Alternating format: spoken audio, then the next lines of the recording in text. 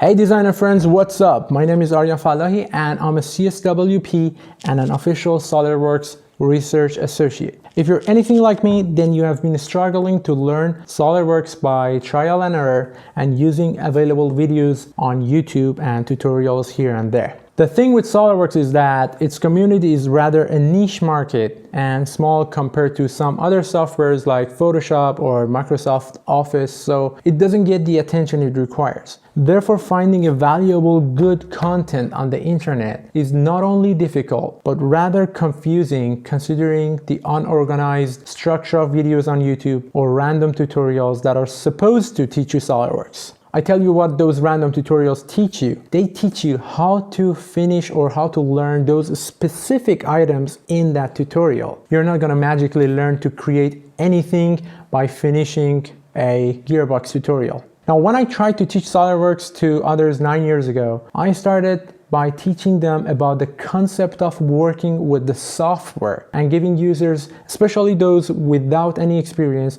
a clear mind map. The frustrating fact with learning a complicated software like SolidWorks for the first time is that you don't know the workflow in the software. You don't know where to start. There are always do's and don'ts and sequences to follow to create your first step and the one after that and the next one after that until you finish your model successfully. Because getting to the finish line is not the goal here. Knowing how to get the finish line before you start is what you should be after. Only then you can start to feel confident that you're progressing and you're satisfied, you feel you are actually learning something. Now, in this 1 hour free webinar, I compiled 10 useful strategies to get you out of situations that I know you're going to stuck sooner or later, if you haven't already, when working with SolidWorks. These tips are the compilation of working with SolidWorks for 13 years and teaching it. Before you make those unnecessary mistakes, watch this web class and save your time and a lot of headache and frustration. In the next 1 hour,